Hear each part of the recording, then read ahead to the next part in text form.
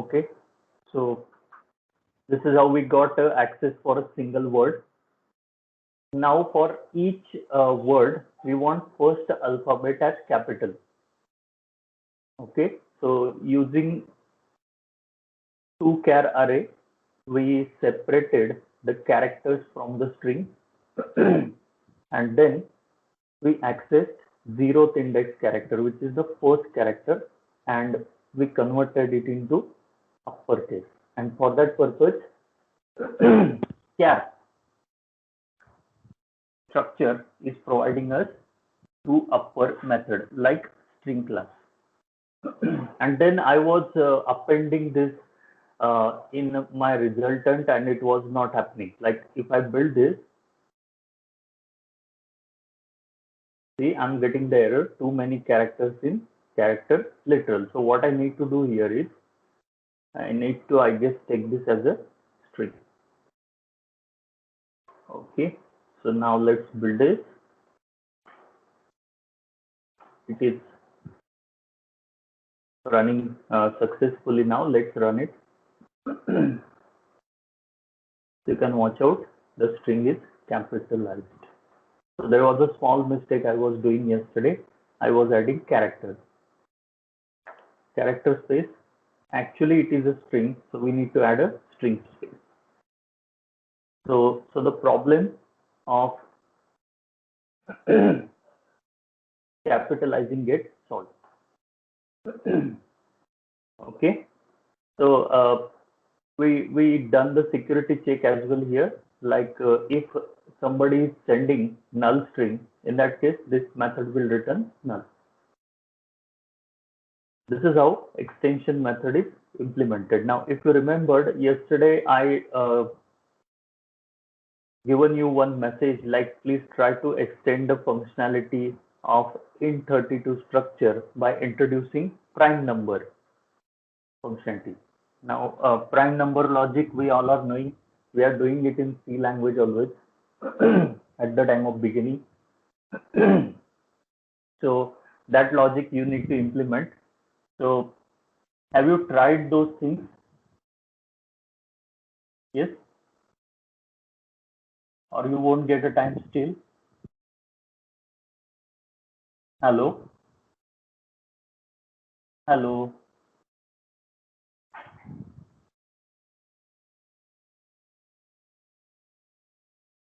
Am I audible? Hello?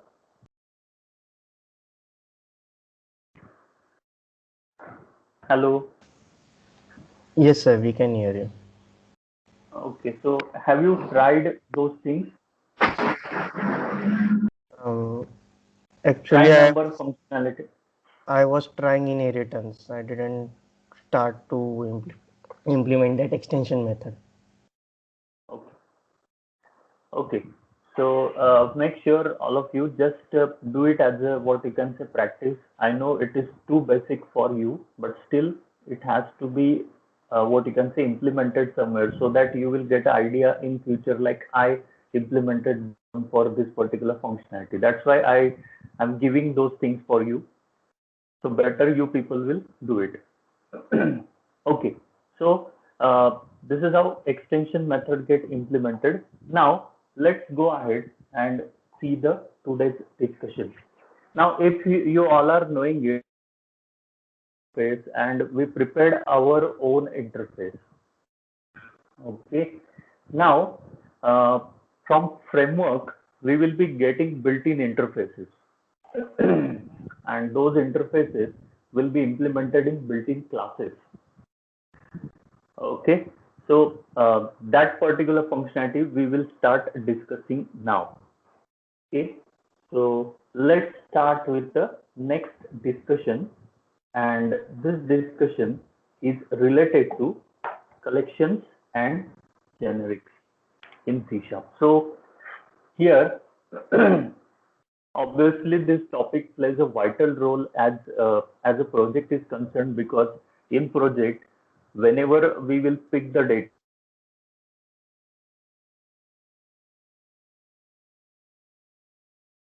perform the operations, and to store the data we require containers will be getting through collections. So this is what the discussion we are going to do in this. Now, in reality, generics is a separate topic, collections, non-generic collections is a separate topic, and array is a separate topic. So I'm clubbing all these three together in a single discussion. So let's start introducing this. So in this topic, the first most important question, what are the topics we will be covering? So if you see the topics which we are covering, so firstly we'll see what is collection, then what is the need of collection, why actually this collect functionality is introduced in .NET, then what are the different types of collections, so collection categories we'll be learning, then the built-in framework array class, why this array class is invented and how to use this array class, that we are going to see. Then as I told you, we already aware of interfaces, so now we will be getting some built-in interfaces in collection, so we'll be learning collection interfaces. Then next, non-generic collection classes we will be learning. These are few examples of it, like array list, stack, queue, hash table, sorted list. Then there are some limitations. Suhas sir, Yes. are you sharing your screen? Yes, I'm sharing. But I'm not able to see. Wait, I will. Wait. What about the others? Is it the problem for everyone? No, sir. No. Are you able to No, see the we can screen? see. Yes.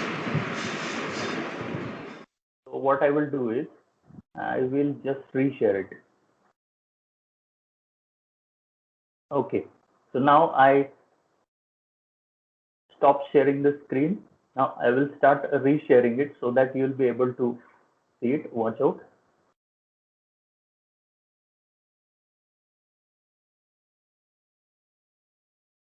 Okay. Is this visible now? Yes. Yes.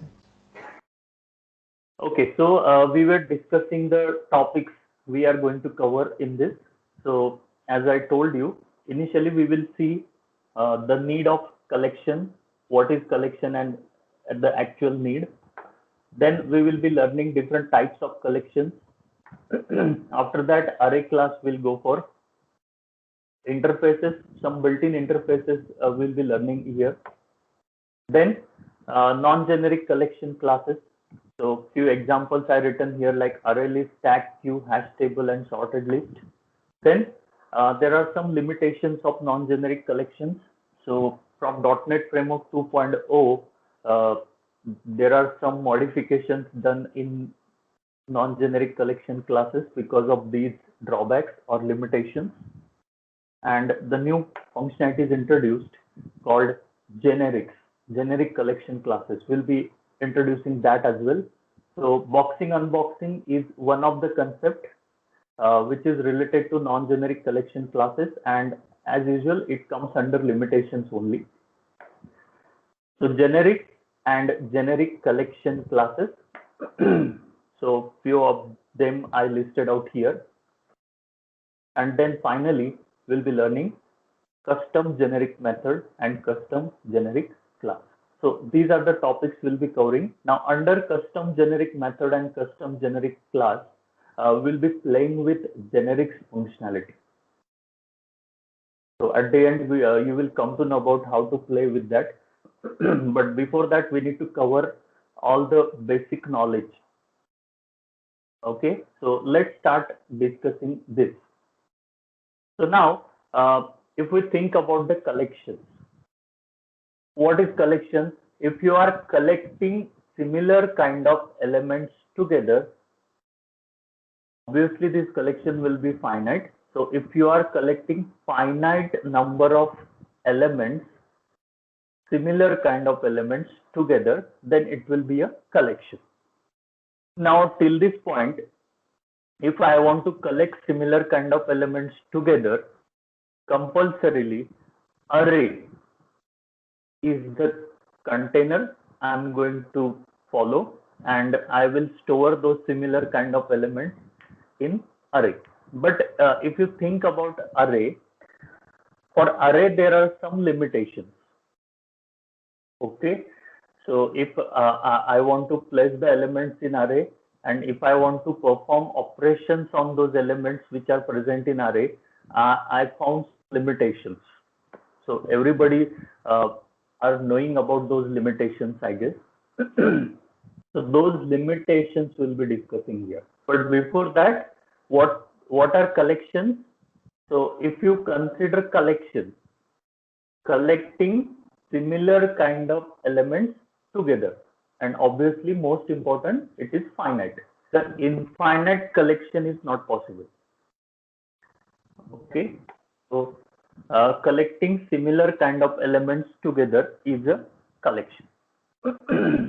Okay, so till this point we followed array as a collection. So the question will be raised, what are the limitations of array? Okay, so there are multiple limitations you'll be finding out with array, and the first most common drawback or the limitation of array is related to its size.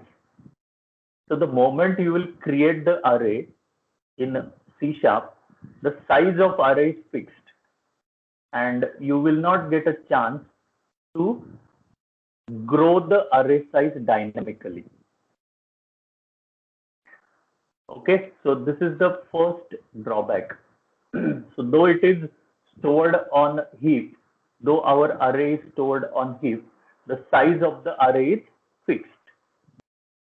Okay, so if I'm saying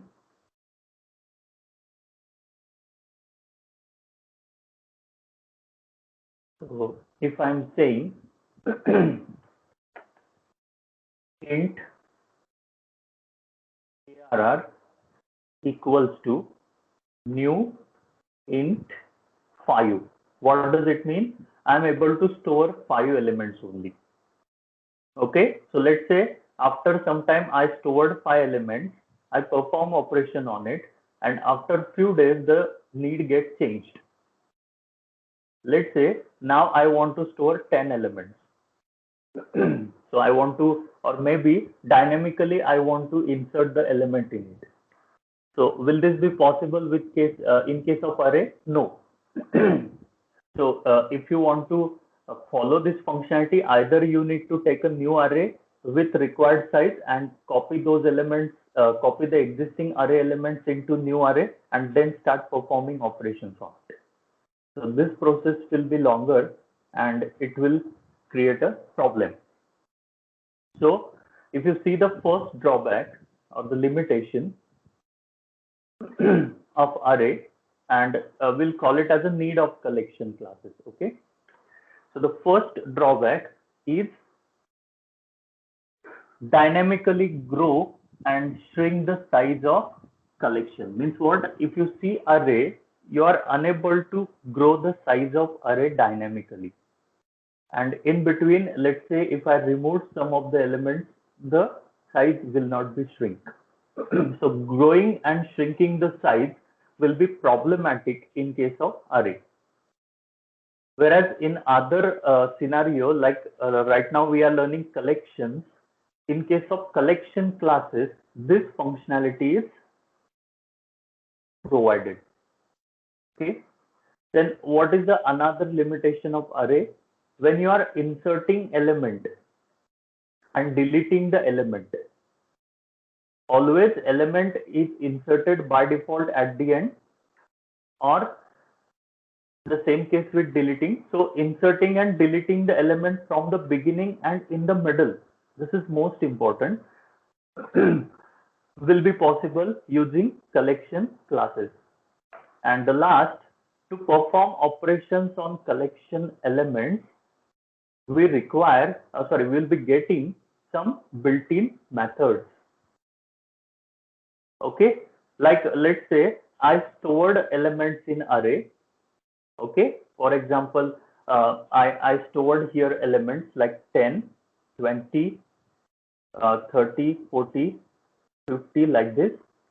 Okay, or maybe we'll keep it unsorted.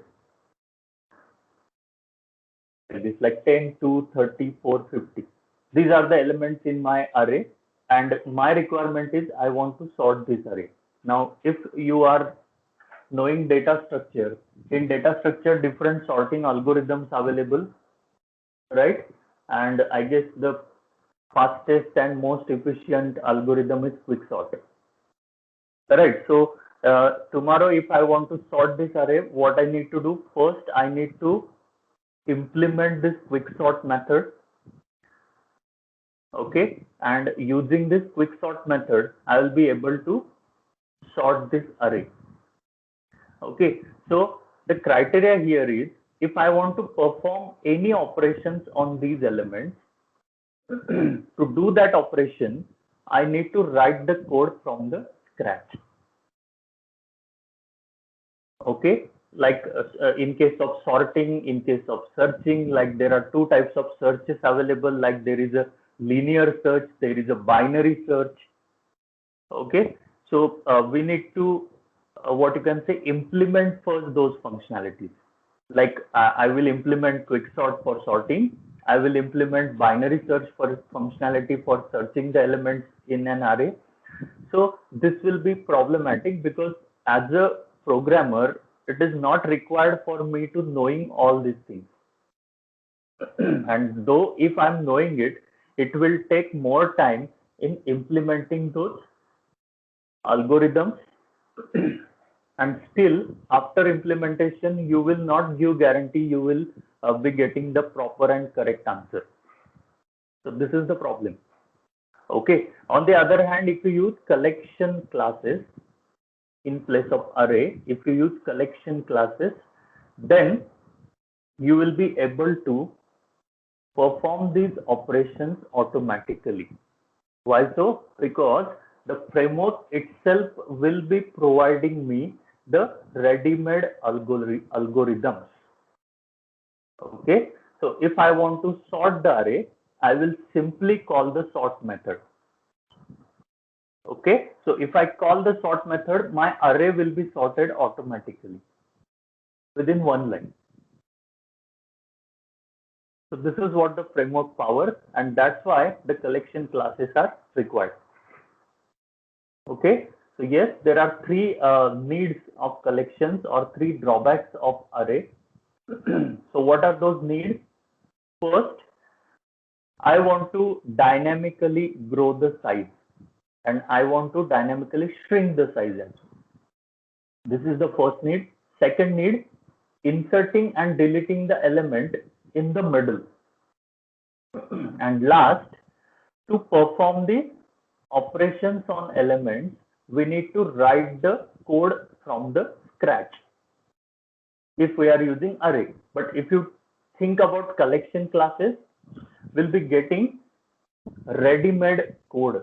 So what you need to do is, as a programmer, you will be referring this ready-made code directly. Okay. So now you will come to know about the framework more understandable. So let's go ahead and see this. So are you getting the need of collection then?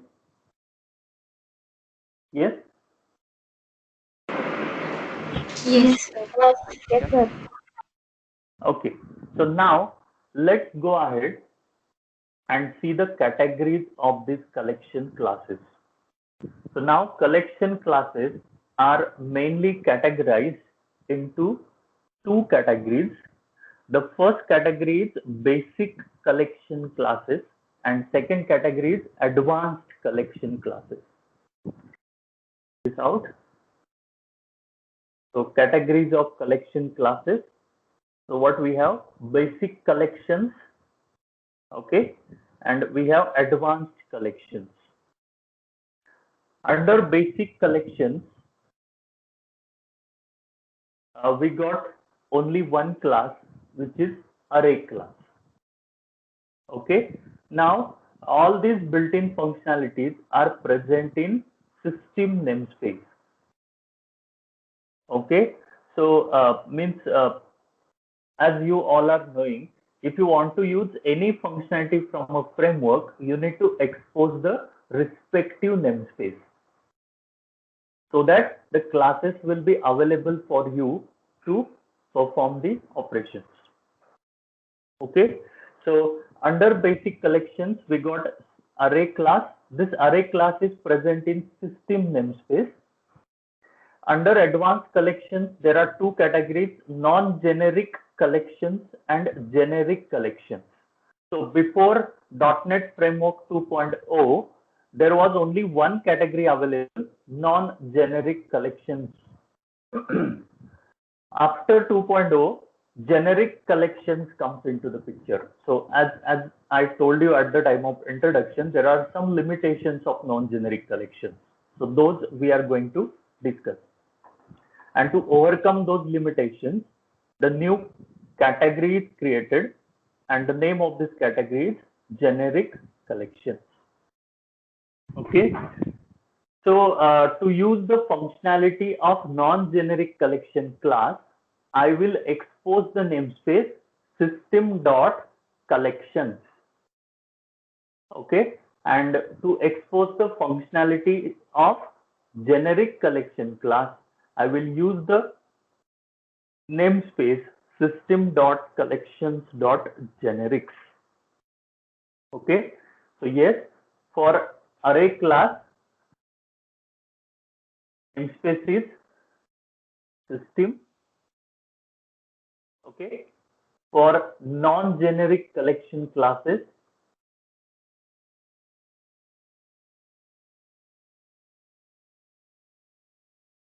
the namespace is system dot collections, and for generic collection classes,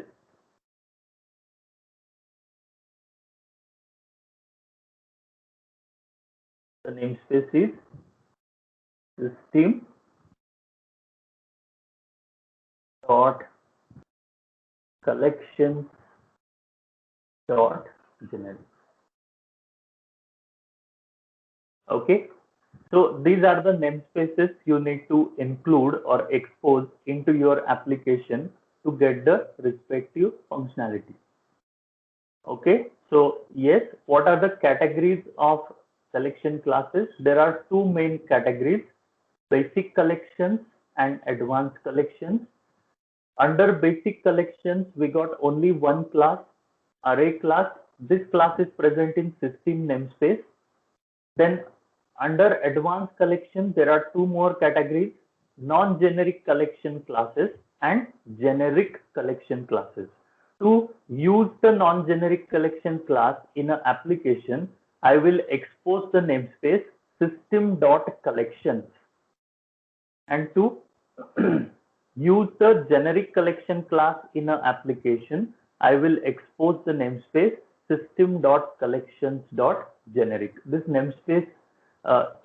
namespaces are important because without these namespaces, you won't get the functionality of respective collection classes. Okay, so these are the different categories which we are going to discuss about collection classes. Okay, so let's move ahead. So we'll be starting with a basic category, and the basic category is array class. Now, where the array class is present? Array class is present in system namespace. Now, what is the main invention? What is the behind this array class invention? Array class is mainly invented to perform the operations on array collections.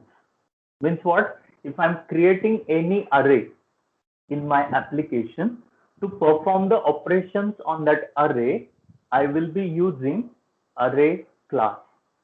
Okay, so let's go ahead and see this with example. So I'm taking here new application. Okay, 12 is already there. So let's make it 13. Okay. Now, if you see this carefully, in this by default namespaces, there is one namespace available called system.collections.generic. And as I told you already, this system.collections.generic namespace is for generic collection classes. Okay, so by default here, this namespace is exposed. What does it mean? All the classes present in this category are available to this particular application. Okay, so right now I'm not at all requiring anything. So I will just delete those namespaces. Now, right now we are thinking about array class, and as usual, to perform the operations on array, we require array class. So let's take a simple array out here.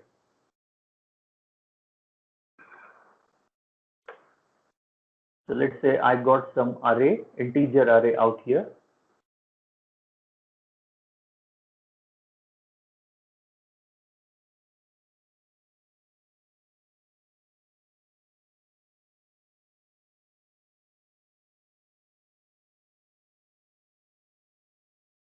Like this. Okay, so let's say this is my array. Okay, and I want to perform operations on this array. Okay, so to perform operations, there are some built-in methods I will be getting through this array class, which we are discussing right now. So where this array class is present, array class is present in system namespace. So I already exposed system namespace here, means array class will be available to me directly.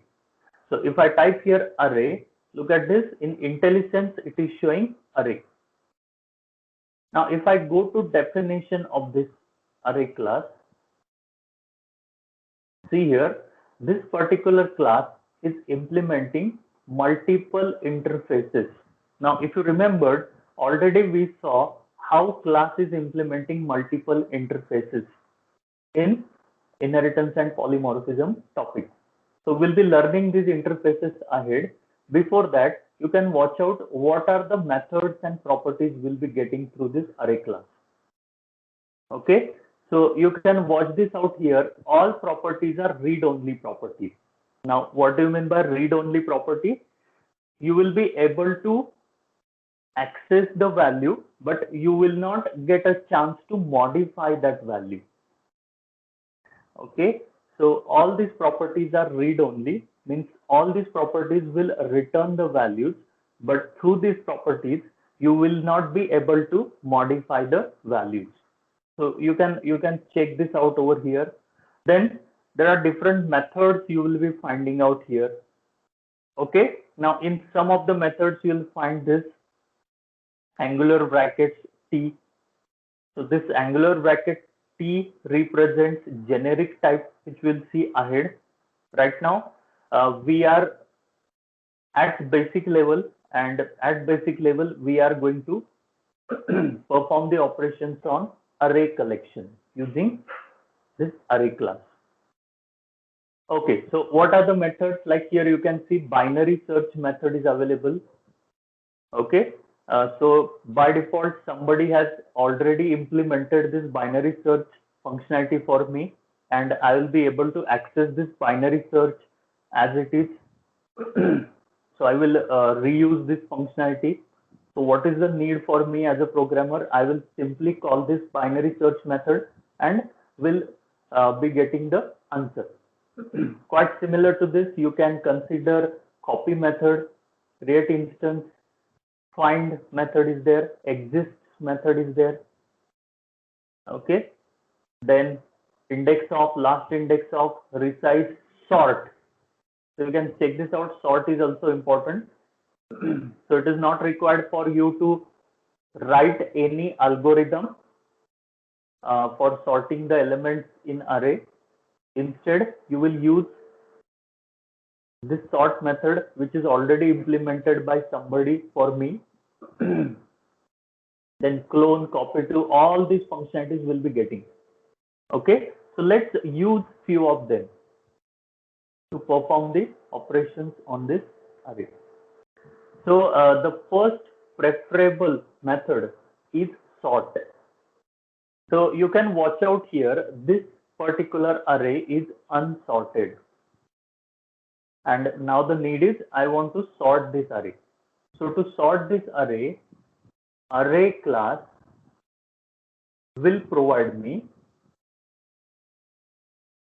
built-in method called sort. So in IntelliSense, you will get all those methods which I shown right now. Okay, so let's use non-generic version of sort. This is generic version. So if you see angular brackets, what does it mean? It's a generic method. So right now we don't have any idea about generics. We will see this ahead. Let's go with this particular non-generic method. So array.sort, you can check out there are 17 overloads for this. Okay, out of which I will use the first overload. Now in this first overload, what I need to provide array. So you can read the description of parameter, what it is showing, the one-dimensional array to sort. Okay, so let's go ahead and pass on our array because I want to sort this array. So I'll be passing ARR. So I'm not writing any logic. I'm directly using this sort method, and let's watch out now whether I'll be able to get this array or not. So what I will do, simply print the array firstly. So we'll write here original array is. Okay, and then using for each loop, we'll display this array. So var atom in ARR. So you all are knowing this var compile time type will be assigned. So currently my type is integer. So in place of var directly I can write int, but I will keep it var as it is. Console.writeLine atom, which is a element which represents individual array element. Now let's go ahead and start displaying this array once again. Okay. So sorted array is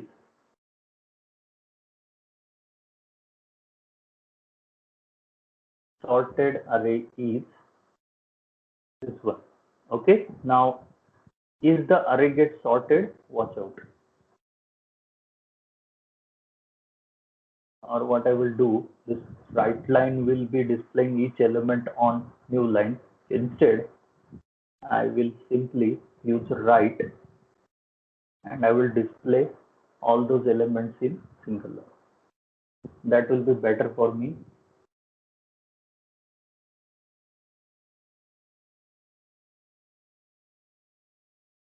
Okay, let's build this and run it.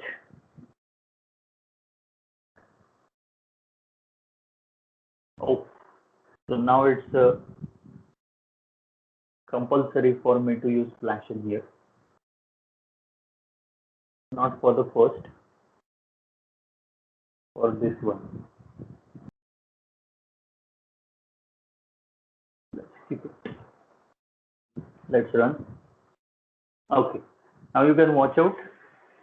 Original array is this one, and you will be getting sorted array like this.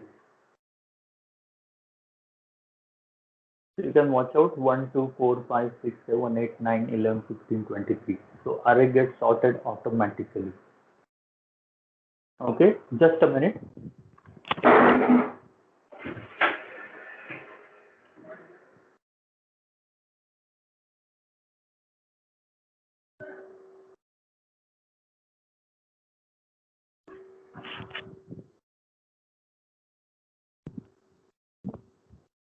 Okay, so we got a built-in method called sort, and using this sort method, we'll be able to sort the array. Now the question will be raised like which algorithm this sort method is using. As usual, quick sort. Okay, but right now most of the times people will tell me this is in ascending order. So if I want it in descending order, then what I will do? So this also will be possible.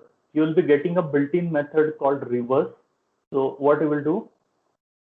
Array dot reverse. See, there is a reverse method available. So what this reverse method will do? It will display array elements in reverse order. Okay. So now, once again, we'll display it and we'll name it as reversed array is. And if you run it again, you can watch out. It is in descending order now. Okay. Next, there are multiple methods available still, which you can check out. Like I can create the copy of this array. So how I'm going to create the copy of this array? There is a built-in method available called copy. Okay. Now, if you see this, the parameters are most important.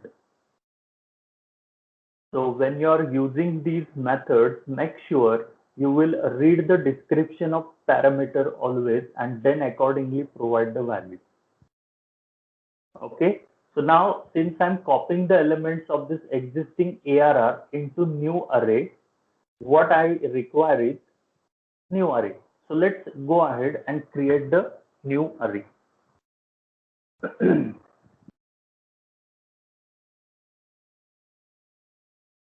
And as usual, the size of the array will be similar to size of ARR. So what I will write ARR dot length. Okay, so let's start using copy now. So array dot copy in bracket. The first argument here is source array. Now, if I read the description, what it is showing, the array that contains data to copy. The array that contains data to copy. So right now, in which array our data is present? In ARR. So ARR will be my source array. The next, destination array, the array that receives the data. So destination array will be new ARR, which I formed right now. And the last argument is length. This is most important. A 32-bit integer that represents number of elements to copy. Means it is not compulsory for me to copy all the elements. In my array, there are 10 elements available, out of which I want to copy first 5. What will happen? It will be possible using copy method. Here, if I write 5, it will copy first 5 elements for me. Okay. Right now, we'll copy all the elements. So I will simply write here ARR dot length. Okay. So now let's print the copied array.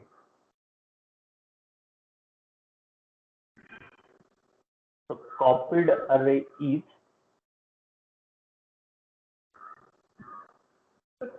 like this. So right now, which array we are displaying? New ARR. Okay, let's run. So you can watch out, the array get copied as it is. Okay. Now, if I write here 5, okay, and let's say I'm initializing this array with size 5, or let's keep it ARR dot length. Now what will happen? Let's see the answer. So here you can watch out, first 5 elements get copied, like 23, 15, 11, 9, 8. First 5 elements get copied as it is. Whereas since I'm giving the size of array equivalent to size of ARR, the remaining elements are initialized to 0 since it is value type. Okay, if it was a string type, then in that case, these values get initialized with null. So you know the basics of value type and reference type, I guess. So this is how you will copy elements of source array into destination array, and according to the requirement, you will decide how many elements you want to copy. Okay, now let's search some of the elements from this. Like what I will do, let's call binary search method. Now in binary search method, if you read out the description carefully, what it is showing, it searches an entire one-dimensional sorted array for the specific element. Means what is the prerequisite for this binary search? Your array needs to be sorted. Okay, so if you remembered, we sorted the array on second step over here. And after this, I can directly use binary search method to check whether element is present in an array or not. Okay, so we will give chance to user to enter this element. So let's accept this element from the user, like enter element to search.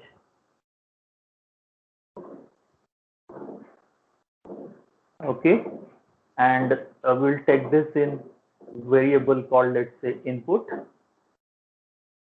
console.readline. By default, readline will return the string we all are knowing. So let's typecast this in integer. So convert dot to int 32 console dot readline. This is how it will be. So we accepted the element to search, and then we'll pass this to binary search method. So let's use binary search method. Now what this method is returning, it is returning integer value. Okay, let's watch out for the timing. So first you need to specify the array, the sorted one-dimensional array in which you are going to do the searching. So my sorted array is ARR, and let's specify the value which you are searching. So right now we are taking this from user, and as we all are knowing, this will return some value. So we'll take that value in var. So var result, and let's print this result what actually binary search has written. Okay, so binary search returns this. Okay,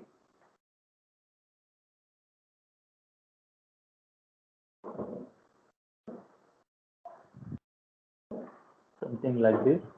Let's specify it here as result.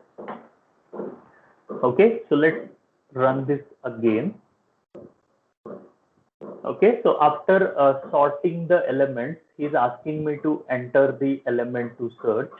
So let's specify some element from this list. For example, if I give 11, see here, binary search returns 8. Now what this 8 indicates?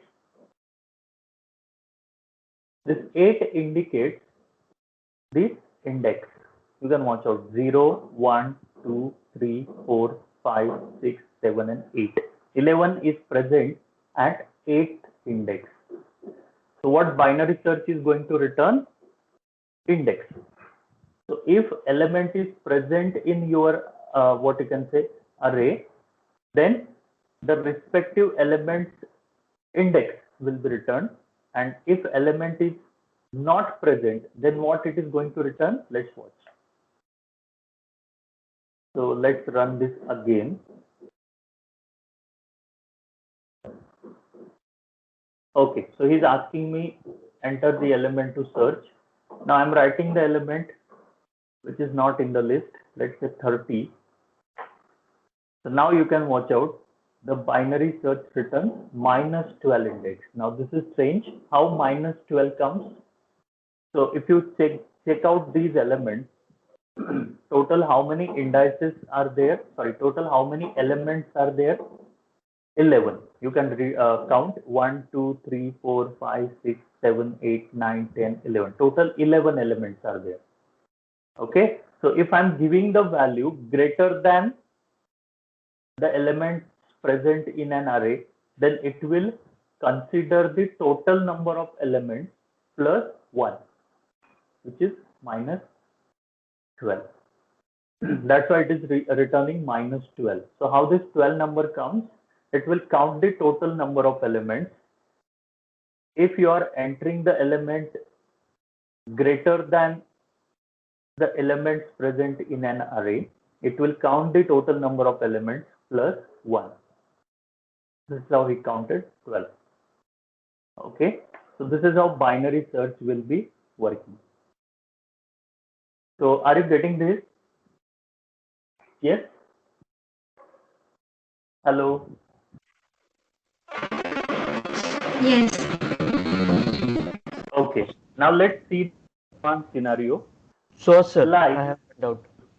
yes, In the last example, you entered a value which is not in the array. So the binary result, search. yeah, the result was -12. Yes, Suppose I want to print that if the particular value is not present in the array, I want to display a message that this value does not present in array. So how am I going to do that?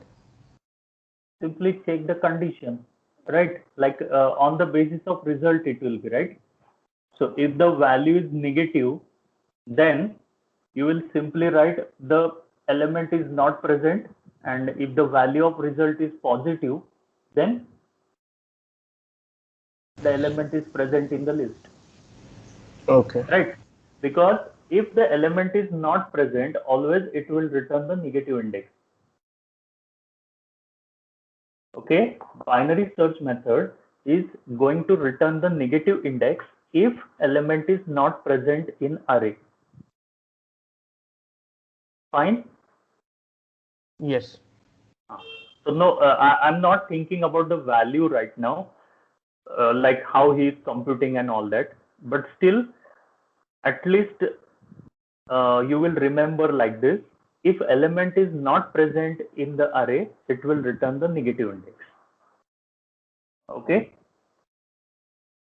Sure. Is it Yes, sir. fine? Yes, Okay. sir. So now, okay. Now let's go ahead and see some advancing in this. So let's do one thing. I will simply unload this from the project, and let's introduce another program.cs. So I will name this as program.cs.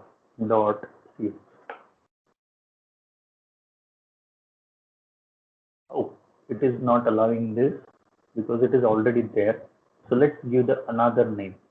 For example, array operations. Okay. Now let's go ahead and create user defined array. Like here, I will be taking simple class, for example, class person. This person class will contain its first name and last name. So let's say string first name,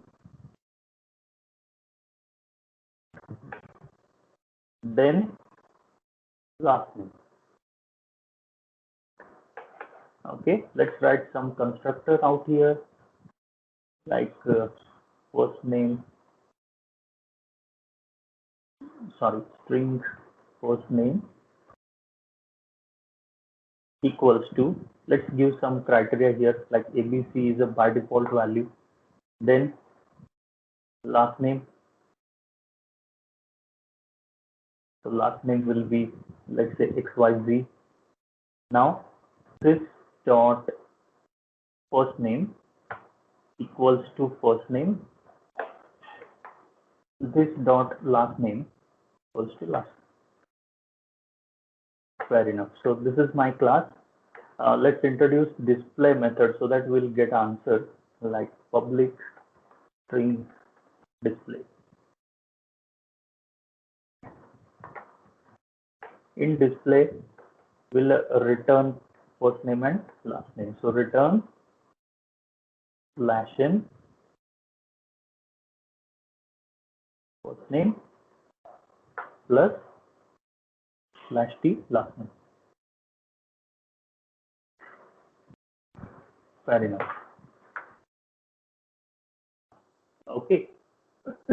And what I'm doing is, here I'm taking main method first up. So public static void main, and we need to pass those arguments to it. Even if we are not passing, then also it will be okay, I guess. Okay, because right now I'm not considering those arguments, command line arguments. So I'm not passing that array reference. Okay, so let's go ahead and create the collection of this. Okay, so let's take this from user. Let's make it dynamic, like console.writeLine. How many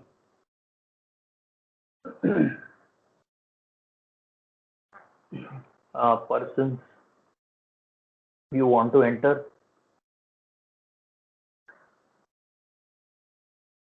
He will enter me some number like input.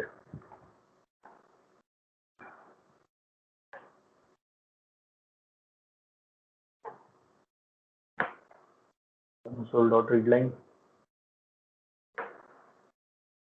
Okay, we are accepting the size of the array from user. Then next, accordingly, let's start accepting it. So for I equals to 0, I less than input, I plus plus, start accepting it. So firstly, we'll be accepting name, first name in fact. So let's take those variables out here, like string first name equals to null or empty string right now, and also last name equals to empty string. Okay. Let's start accepting it. So first I will accept first name. So console.writeLine, enter first name.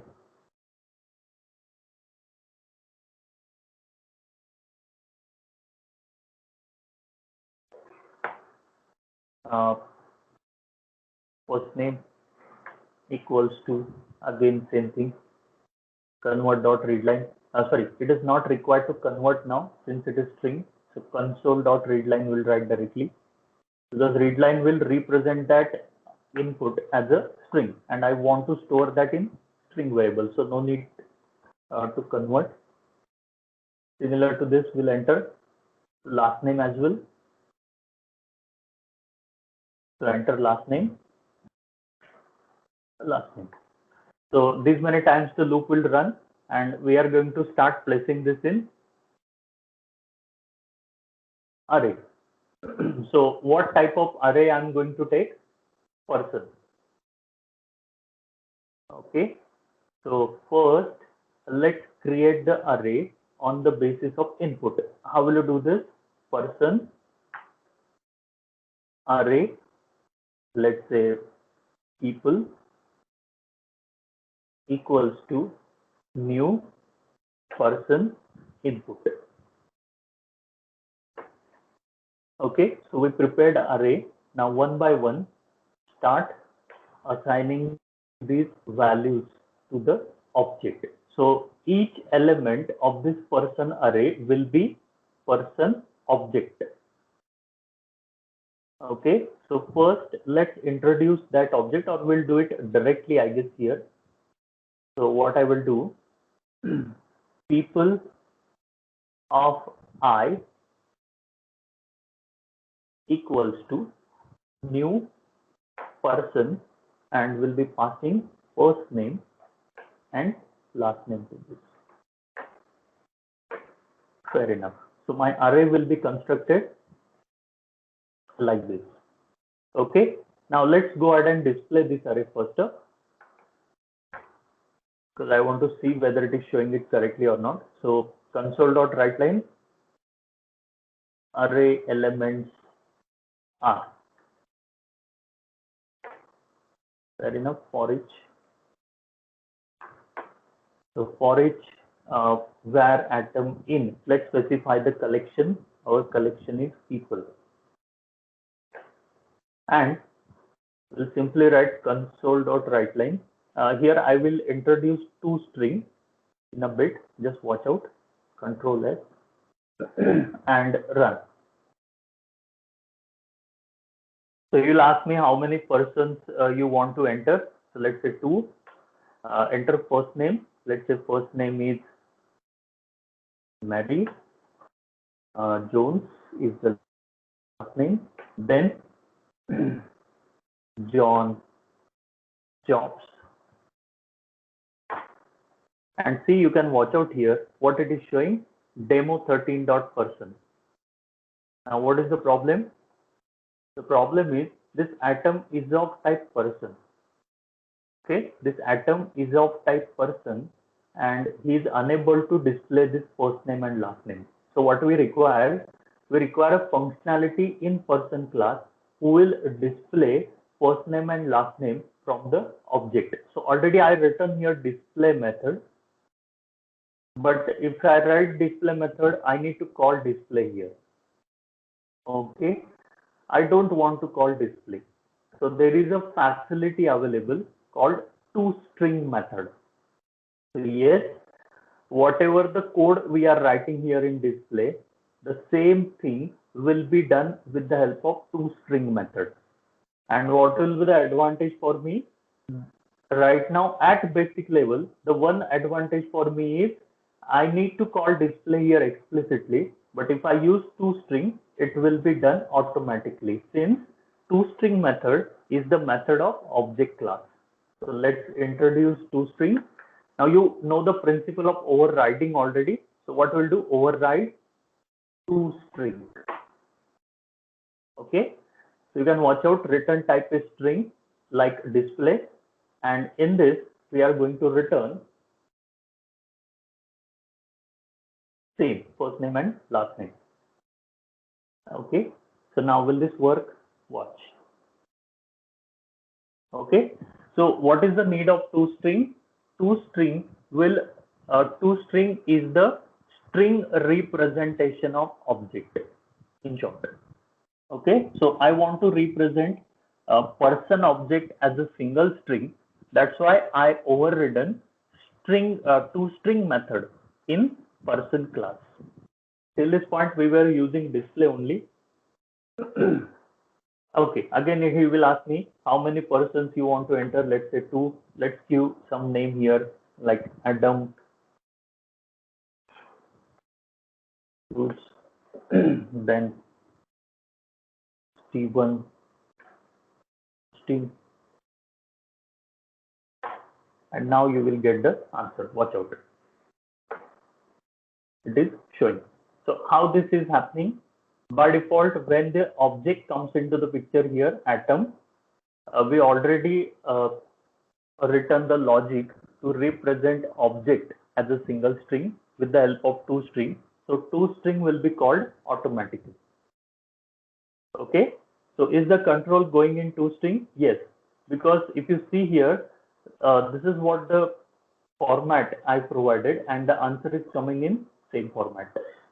Okay, so this is how you will use toString. Okay, so we are in array. If you remember, array class we are learning. Now what I want to do is,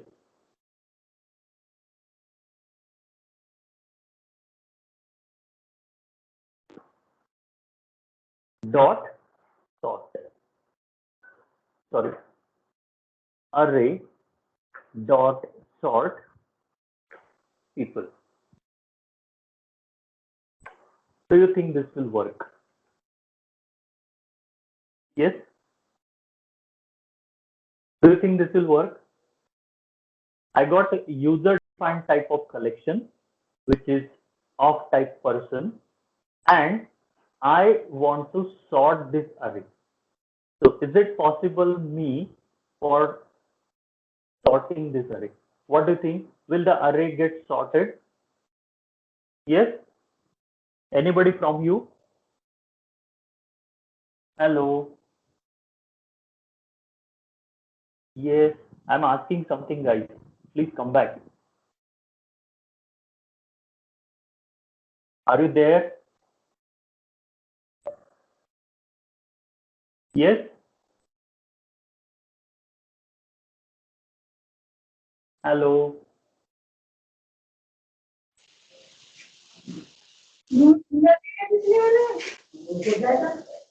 Are you there? So is it possible for me to get this sorted array? Tell me. Yes? Yes, sir. We have a user defined collection, remember. Initially, we were applying sort for value types, means there is only single value present in each element. Now it's an object. So will it be possible to sort this array?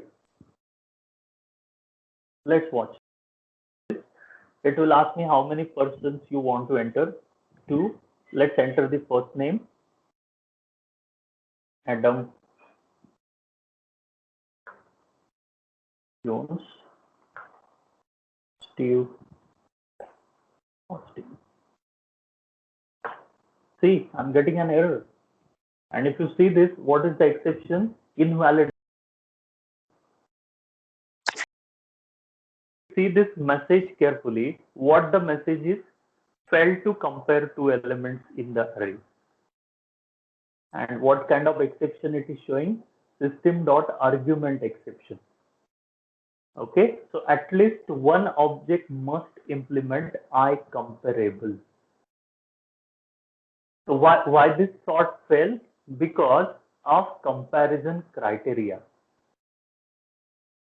On what basis the sorting will be done? Whether it is on the basis of first name or it is on the basis of last name. This is not given, and that's why this program is not working. So what to do for this then? Any idea? Yes? Hello?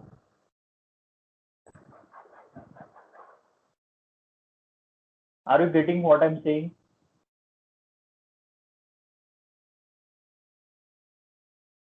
Yes, class. Are you there? Yes, sir. Yes, sir. I got a problem and I want to solve this problem. So tell me the solution. Are you getting what is the problem is?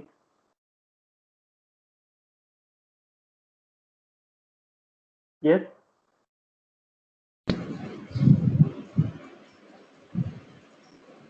The problem here is we got this person class collection, and when I'm writing here array.sort people, the compiler is unable to get an idea whether to do sorting on the basis of first name or on the basis of last name. Okay, this is the problem. So how to sort out this problem? Let's watch. If you see array class,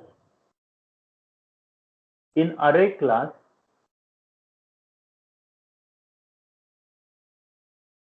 the sort method is written, all right, but I don't think so they mentioned here anything. Okay, and if you see all those overloads, you will get one criteria called I comparer. Means what? To sort out this problem, I need to tell compiler on what basis the sorting will be done. And where I need to do this implementation? In person class. And for that purpose, there is something called collection interfaces comes into the picture. Because using these built-in collection interfaces, we will be able to get the built-in methods through which we will perform the operation. So let's keep this as it is. Whenever we will be learning interfaces, we will come back and we will give the criteria here. But still, right now, what statement I must say? If you are performing array operations on value types or the elements whose value is only 1, then it will be fair enough, like I shown initially. But if I'm considering user defined type of collection or class type of collection, then these methods are failing. Okay, so to overcome this, there is something called collection interfaces comes into the picture, which we are going to see ahead. Okay, so I created the problem here, and we will be solving this problem ahead. Is it okay? Yes? Yes, sir. So now let's go ahead and watch out some statements written for array class here. Array class is invented to perform the operations on array which is provided. Okay, so if you have a one-dimensional array available, and if you want to perform the operations on those elements of one-dimensional array, then this array class is helpful. Next, to perform the operations on array class, to perform the operations, array class will provide built-in properties and methods to the programmer, as I shown initially. Okay, and what is the main part of properties? All properties are read only. And as usual, as I told you, this class is present in system namespace. So it is not required for me to expose any other type of namespace. Okay. Is it fine then? Yes? Yes. So now I already created the problem here. If you remembered, the problem for me is I am unable to perform the operations on class type of array or user defined type of array. And to solve this problem of sort, we will require built-in interface. So let's go ahead and start learning interfaces. Okay, each of the interface we will be not able to learn, but out of all those interfaces, we will see those interfaces which are important. So let's go ahead and see this. Interfaces. Now, if you check out any class in a collection, each class is inheriting the properties of collection interfaces. Okay, like I shown already, array class is inheriting the properties of these many interfaces. Okay, so let's go ahead and see few of them. So the first interface in this category is IEnumerator interface. Okay, so let's see IEnumerator.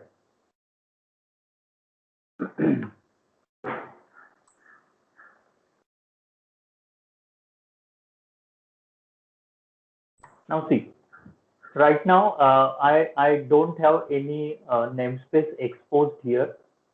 Right now we are in non-generic collections. So to use the non-generic collections interfaces, you need to include a namespace system.collection so that I will be able to get the functionality over here. So the first interface in this category is IEnumerator interface. So if you go to definition of this, you can watch out.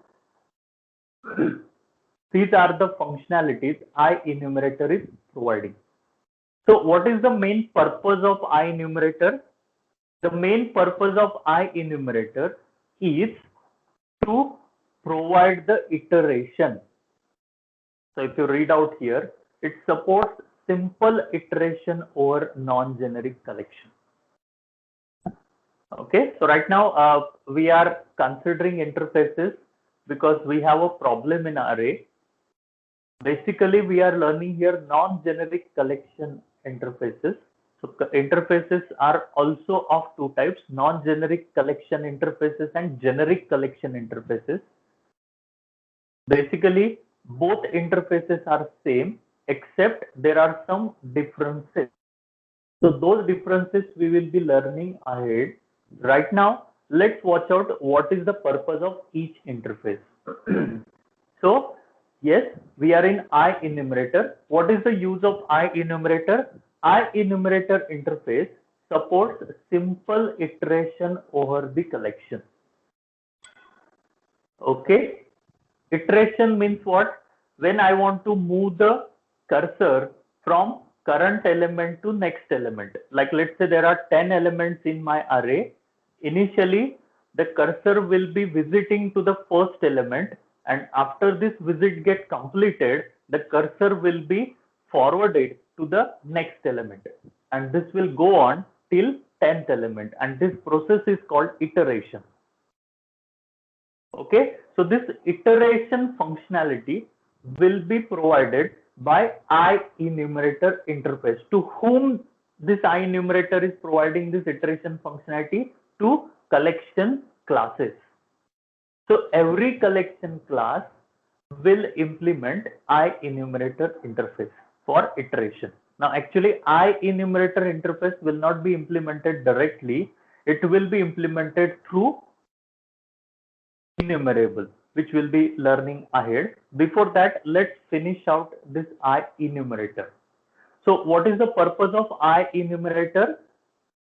It supports simple iteration. Okay, what are the functionalities present in IEnumerator? So you can watch out here. There is one read-only property, and this read-only property name is current. So what this property will give you? Currently, cursor is pointing to which element will be decided with the help of current property. Okay, so get the current element in the collection, and what it is going to return? It is going to return the same element. Okay, so using current property, collection classes will be understanding currently which element is visiting, or in other words, on which element the cursor is currently present. Okay, then moveNext method is there. What is the purpose of moveNext method? moveNext method is actually moving the cursor from current element to next element. And then what is the use of reset? As you all are knowing, reset method is used to place the cursor at first position to the first element. Okay, so these are the functionalities we are getting through IEnumerator. Okay, so what is the purpose of IEnumerator? IEnumerator supports simple iteration over the collection, as we saw already. Okay, the next IEnumerable interface. Let's watch out IEnumerable now.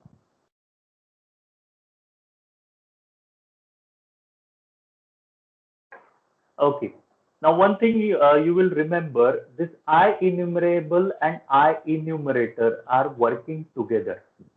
How? Let's watch. Now if you see IEnumerable, what is the main purpose of IEnumerable?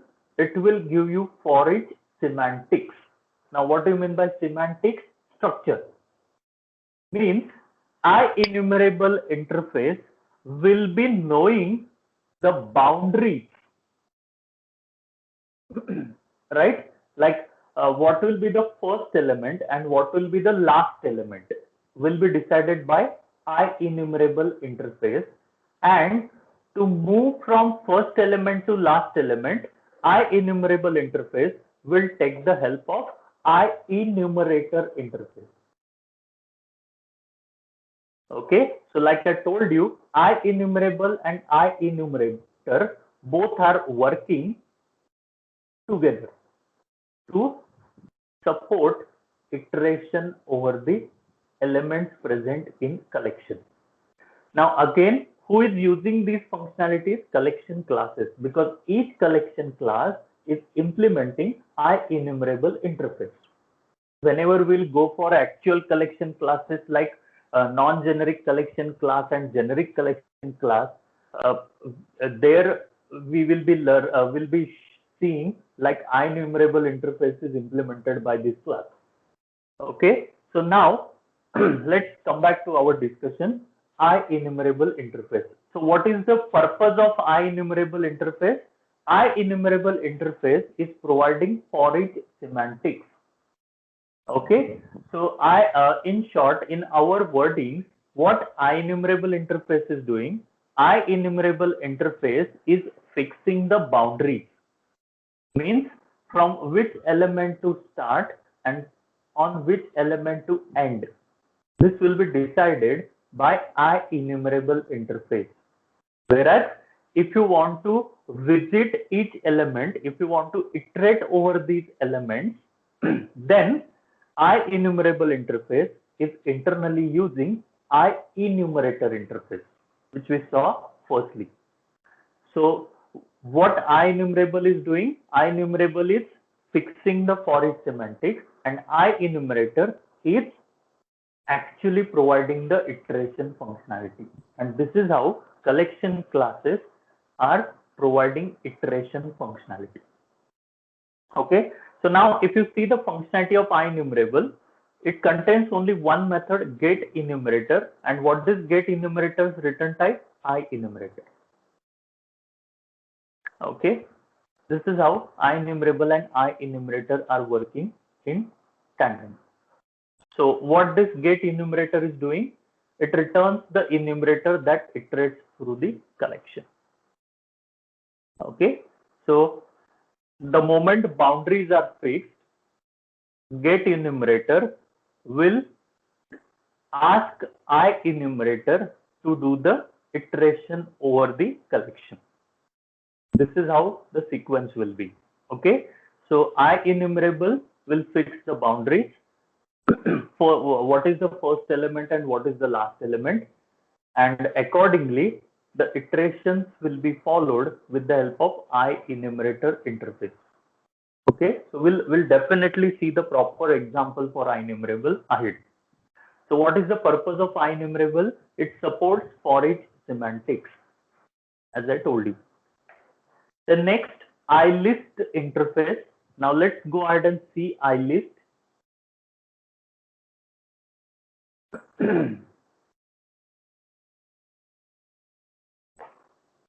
Okay, so if you go to definition of IList, you can watch out these many functionalities it is providing.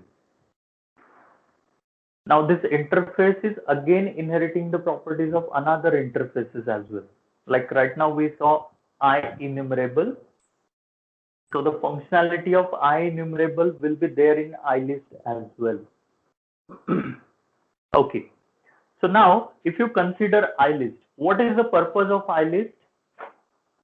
The purpose of IList is it represents non-generic collection of objects that can be individually accessed by index. In short, this IList will provide you functionalities which are related to indexing. Now, what do you mean by indexing? Index is nothing but a position. Now you all are knowing index, I guess, in case of array. So indexing is always starting with 0 and it will go on by incrementing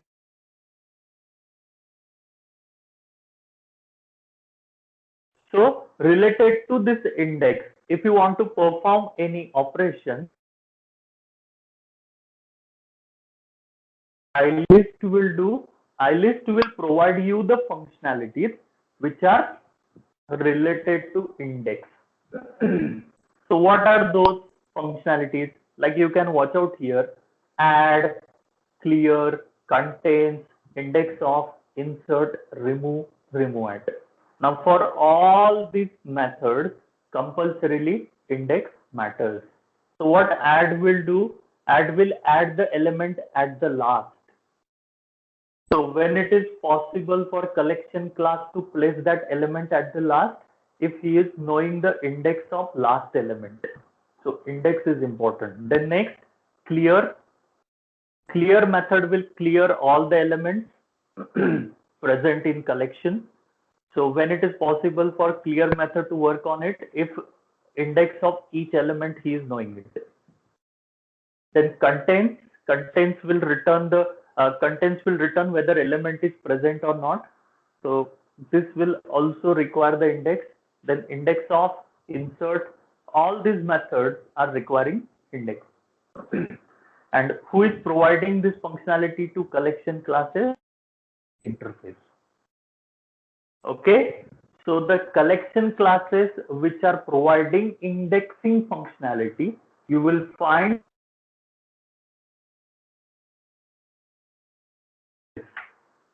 Okay, for example, you will see array list, list, all these collection classes implement iList interface. Why so? Because indexing is possible in those classes, which we will see ahead. Okay, so here, what is the purpose of iList? The purpose of iList is indexing. So iList will provide all those methods which requires index to perform the operations. Okay. So iList represents collection which will be accessed through index. Now do remember, all these interfaces are not at all. We are not discussing these interfaces for us, but actually we can use these interfaces. The first priority was these interfaces get implemented by collection classes. So definitely right now the situation comes like I want to use these interfaces for me. How? Like I shown you already. Here I'm doing operations on user defined array and I'm not getting the proper answer for sorting. Okay, so it is required for me to use comparable interface. That's why I started learning interfaces. Okay, so yes, interfaces are implemented by collection classes and all these are built in. First point. Second point, as a programmer, whenever there is a need, I will use the functionality of this interface. Means what? In my program, in my class, I will be able to implement these interfaces whenever there is a need. Okay, so yes, these interfaces are already implemented by collection classes, but whenever there is a need for me to implement these interfaces, they are available. Okay. Next, iClonable. Now, what is the purpose of iClonable? If you want to create a copy of existing object, okay. So if you want to create a copy of existing object with same values, then this copy will be existing with the help of iClonable interface. Okay. Now, if you are from C++ background, there are two copies available: shallow copy and deep copy. So this iClonable will be providing you deep copy. Okay. So like if you know the problems in dangling pointer. Okay. So dangling pointer is a problem introduced in C Okay, and in C++ it get continued, and to overcome that dangling pointer problem, copy constructor is used in case of C++. This was some criteria set. Okay, so to overcome that dangling pointer problem, deep copying is used instead of shallow copying. So this iClonable interface is providing the same functionality. Okay, so if I'm creating the copy of an existing instance, then new instance will be prepared and the existing values of current instance will be copied in new copy. This is how iClonable will be working. So if you watch out here,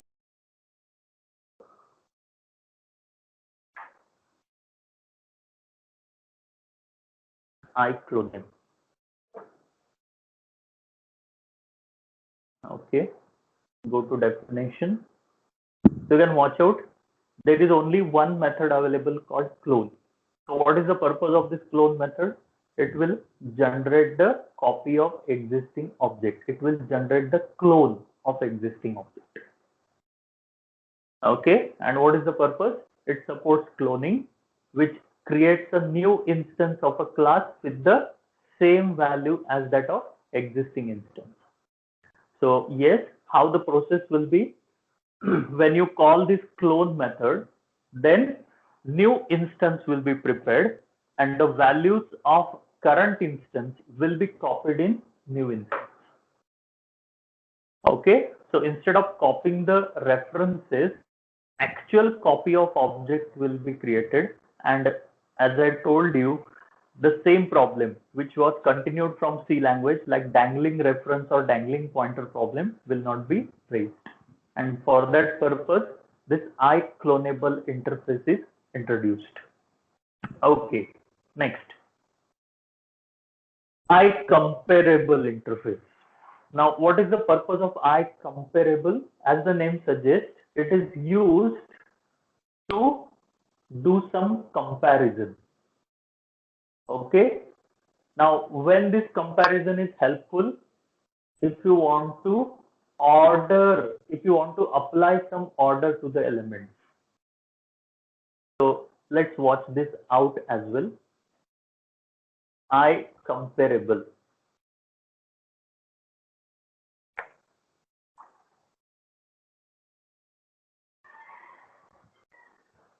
Okay, so if you see iComparable description, you can watch out. It defines generalized type specific comparison method that value type or class type implements in order to sort its instances. Okay, what does it mean? Let's say I got a collection and I want to sort the elements. So this particular problem is similar to our problem. Like in my example, I taken person class. So I got person class collection.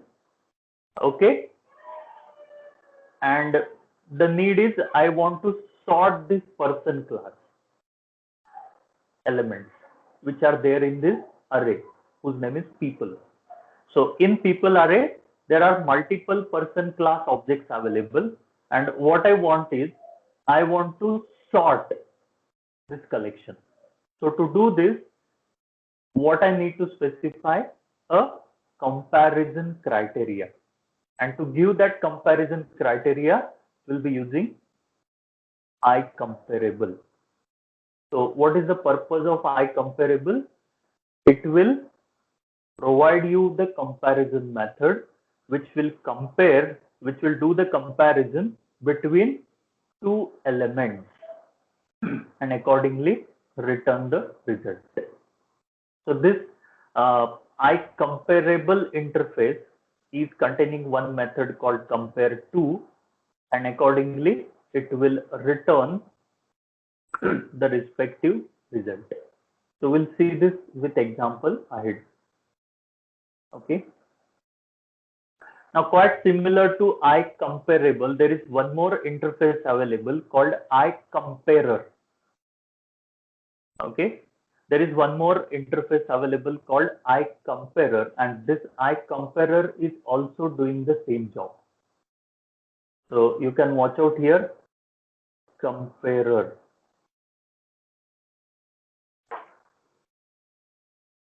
So if you go to definition, yes, you can see here, it exposes a method that compares two objects.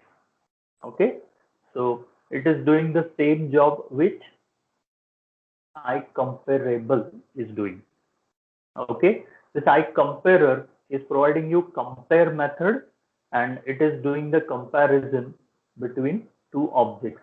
Now, if you saw this carefully, in case of iComparer, both the objects are passed explicitly, in which you want to do the comparison, whereas in case of iComparable,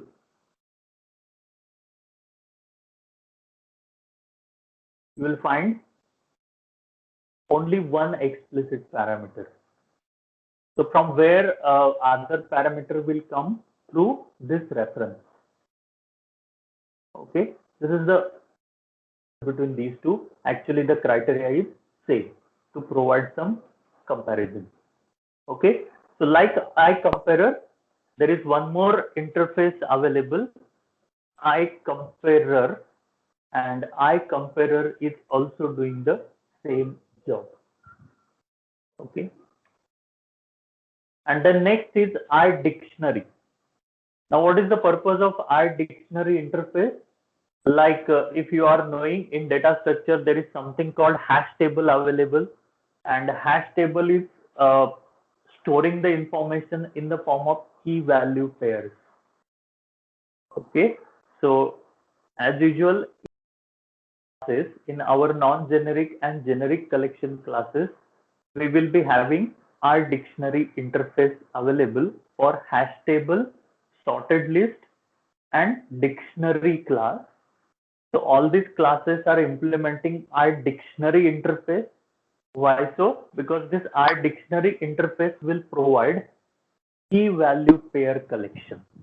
So let's watch out iDictionary.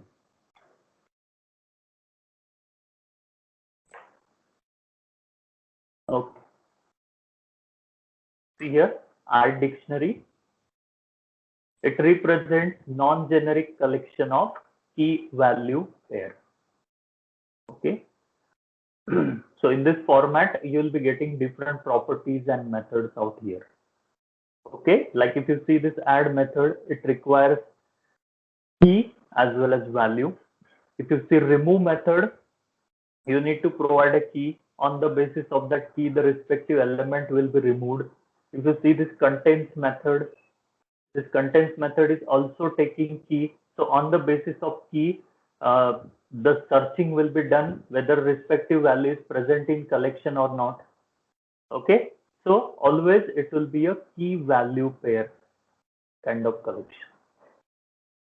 Okay, and this particular interface is also inheriting the properties of iCollection and iEnumerable interfaces. Okay, so yes, these are some of the interfaces implemented by collection classes, but whenever I am requiring these interfaces, definitely I will provide the functionality of respective interfaces to my classes as well. Okay, so let's summarize what iEnumerator is doing. iEnumerator is providing simple iteration functionality. What iEnumerable is providing? For each semantics. What iList is providing? Indexing functionality.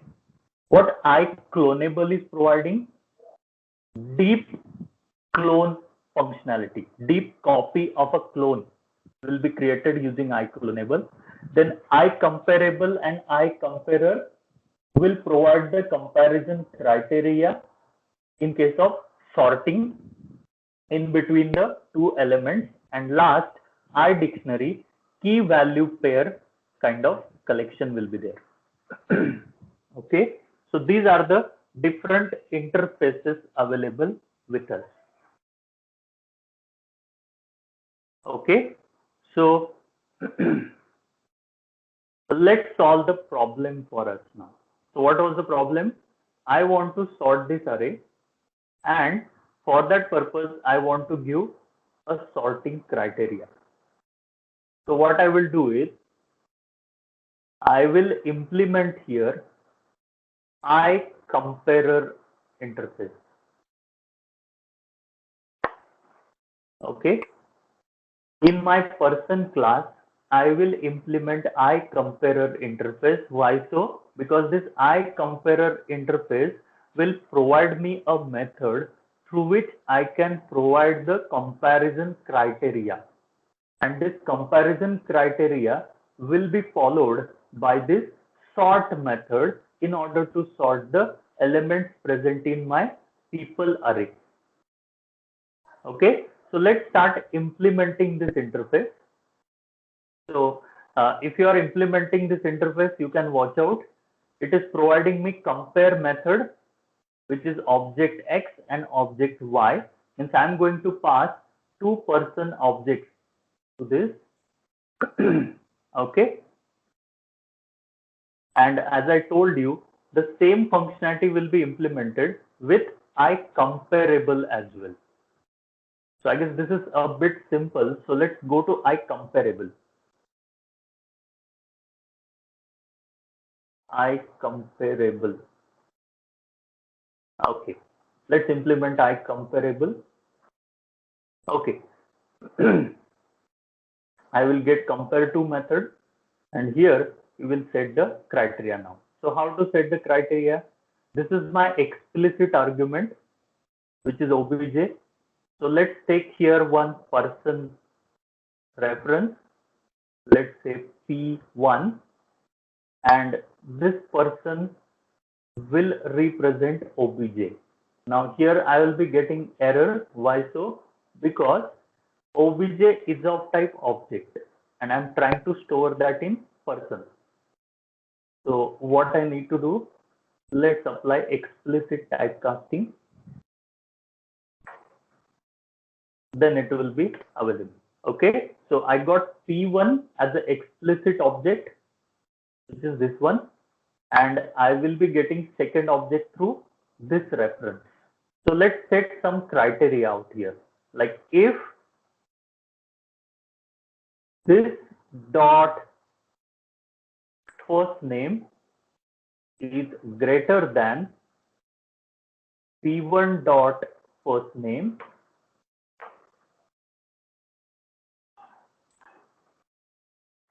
then return this, else return P1. Is this working? No, there is some issue. Cannot apply greater than on strings. Okay, so let's consider the length.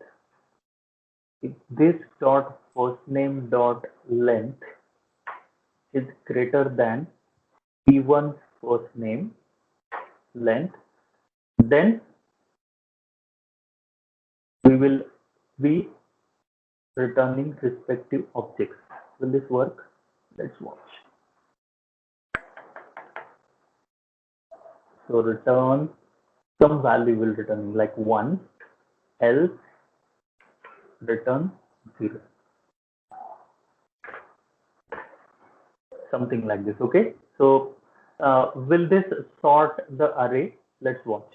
So what I done here, I implemented compare to method of iComparable. The first thing is we require two objects for comparison.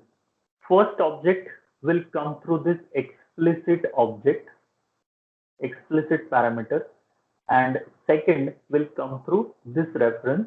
Initially, I was directly returning objects, but if you see return type, the return type is integer. Okay, that's why I'm taking. Okay, so if length of first name is greater than, if length of first name of this reference object will be greater than length of first name of this particular object, explicit parameter object, then we will be returning 1, or if it is not greater, we'll be returning 0. So will this sort my array? Watch out. If we run this, okay, so how many person you require? 3. Let's enter 3 persons out here, like Steve, Jobs, Bill Gates, and Adam Sinclair. So now you can watch out. We'll be getting the sorted array. Now, what is the sorting criteria I given right now? If the length of first name is smaller, then that will come first. If the length of first name is greater, that will come last. So you can watch this out. This is how it is showing. Okay, but now the question will be raised. If I want to do the comparison on the basis of alphabet, then how we are going to do this? So that we will be learning it. But before that, are you getting how to implement iComparable? Yes? Hello? Yes. So what was the problem initially? If I'm trying to do the sorting of my people array, which contains multiple person objects in it, I was getting exception, and the exception was related to sorting criteria.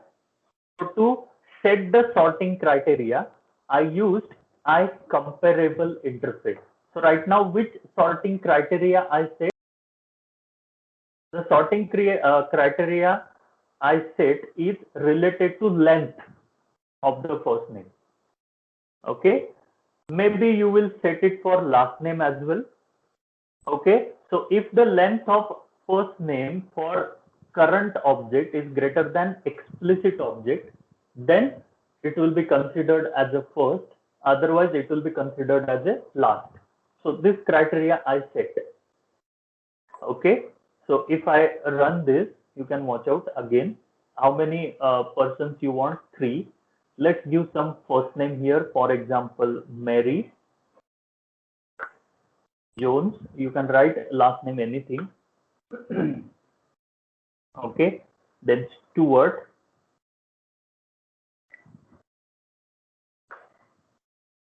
Joe, and last we'll give Adam. Oops. And now you can watch out on the basis of length, the elements are arranged. Like for Adam first name, how many characters are there? 4. For Mary, there are 5, and for Stuart, there are 6. So the elements are arranged on the basis of length. But what is my requirement? My requirement is I want to sort this alphabetically. So that we are going to see. So is it okay? Yes, okay. Okay. So yes, what we discussed right now, if you remembered, we were discussing interfaces. Why we are discussing interfaces here? Because collection classes are implementing those interfaces to provide the functionality to us. Number one. Number two, why we gone for the interface initially? Because as I told you, right now I got a problem here. I want to sort user defined array. And if I'm not giving the comparison criteria, the runtime will give me the exception of criteria is not set. And to set the criteria, please implement either iComparable or iComparer interface in your class. This was the need. And that's why I given you the description of all the interfaces. Okay, so we'll be learning IEnumerable ahead. will be learning IList and all those ahead. Okay. So right now there is a need for I comparable. That's why I introduced I comparable here. Okay. Do remember this topic is very important as per the discussion is concerned, because if you remove this topic from the what you can say discussion of collection, there is no value for the collection. Without interfaces, collections are not valuable. Okay, that's why interfaces are important, and we will be continue discussing these interfaces ahead. Okay, so is the part clear?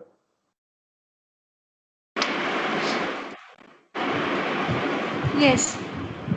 So I guess this particular sorting we will do tomorrow, because right now it's already 10. So tomorrow we'll be continuing with remaining interfaces and this criteria. Okay, so I'm disconnecting the call. Thank you so much.